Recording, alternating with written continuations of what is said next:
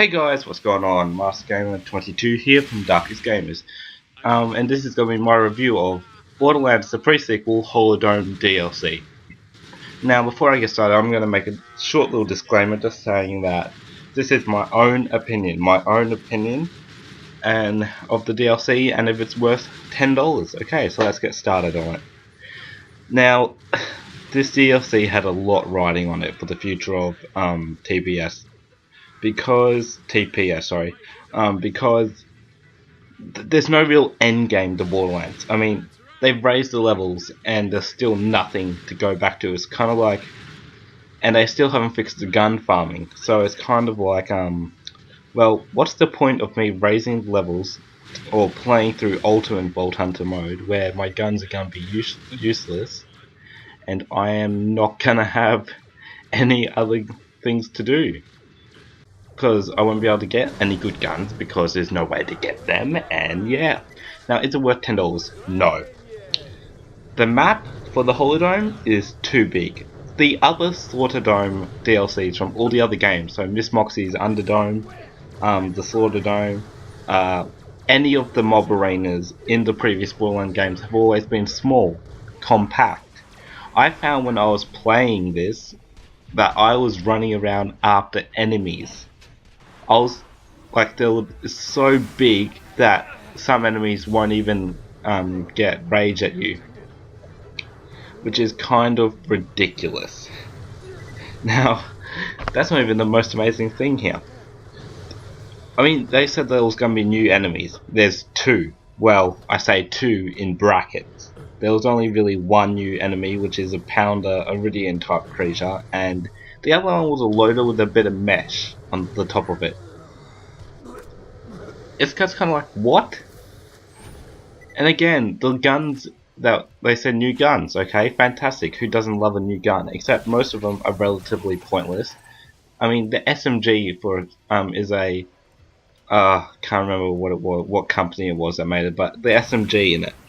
When you throw it, there's a 50% chance that you'll hurt the enemy or you'll hurt yourself. Now, it's not Torg, it's Dahl. Yeah, that's it. Dahl SMGs are usually good for getting second wins. So, why not? Get a second one with it, but if you throw it, you're just gonna hurt yourself and kill yourself. And that's infuriating. And in this DLC, there's only one boss. Flame Knuckle.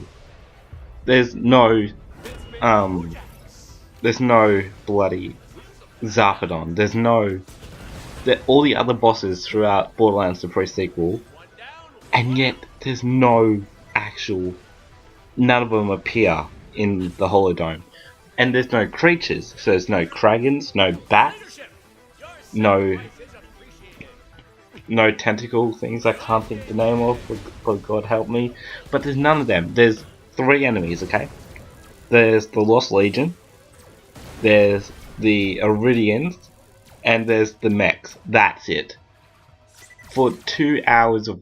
well, I don't know how long it is if you do it straight, because I took breaks in playing it because I was just so surprised at this, going, this DLC is not worth the $10 for one. Because look, if you're looking around the map now, it's way too big. Cause you'll see on the radar there how far the dots are away from me, and I had to run all this way to find them.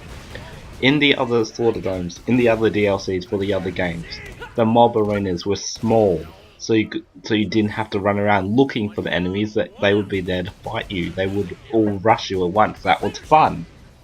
This is not fun because you have to play hide and seek with the enemies. You've got to go look around for them.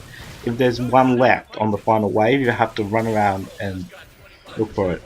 And the music as well. They couldn't even come up with any new music for it. It's just a total riff from from Elsia.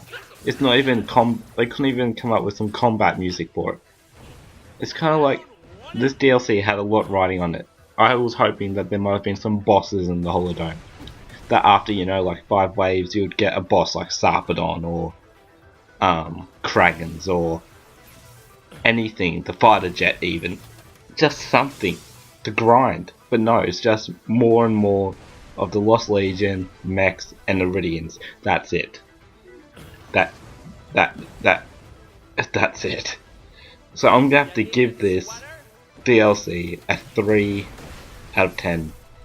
Maybe 3.5, but that is my limit. Is this DLC worth the $10? No. The campaign DLC, which is still to be released, is said to be 5 gig, so we could have something good there, but just be known that Tiny Little Tina's Dragon Soul, which was considered the best Borderlands DLC of all time, for Borderlands 2 was only 1.5 gig. So I don't know about this, but it could be a total disaster, or it could hopefully revive it. I've been Mustagang22. Please tell me your thoughts on it, and I'll see you guys next time. Walks into a bar, and the bartender says, "Why the long face?"